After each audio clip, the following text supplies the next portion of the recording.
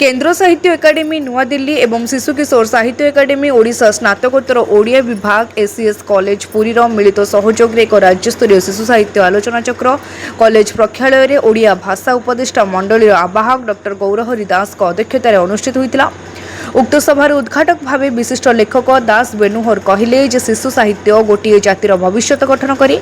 विशिष्ट भाषाविद डॉक्टर कैलाश चंद्र टिकायत राय कहले कृत्रिम बुद्धिमत्तार प्रभाव रे पिलांको आमे आमर समाज सभ्यता संस्कृति परंपरा को विकृत करबाको देबानी निज भाषा सरल सुंदर मनलेखी साहित्य पिलांको देबा पई शिशु साहित्यिक माने उद्यम करबा उचित बोली मतव्यक्त करथिबा बेले कॉलेज अध्यक्ष प्रोफेसर चित्तरंजन द्विवेदी सांप्रतिक समय रे एआई को ने एक सुंदर आलोचना चक्र अनुष्ठित कराइथिबारु केन्द्र साहित्य एकाडेमी और शिशु साहित्य एकाडेमी को धन्यवाद प्रदान करी कहले जे आगामी दिन में एभली कार्यक्रम को कॉलेज स्वागत करने संगे संगे समस्त सहयोग हेबो। आलोचना चक्र रे केन्द्र साहित्य एकाडेमी सहकारी संपादक स्वागत भाषण देथिबा बेले शिशु किशोर साहित्य एकाडेमी ओडिशार साधारण संपादक विशिष्ट शिशु साहित्यिक वीरेन्द्र महांती आलोचनार आभिमुख्य संपर्क में आलोकपात करथिले।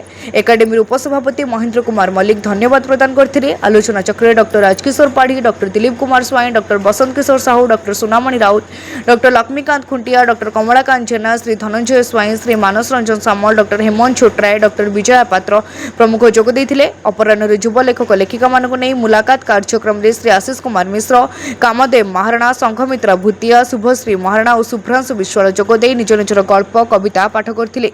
पुरी रविनारायण जेना निराकार महानगर रिपोर्ट तीर्थक्षेत्र लाइव।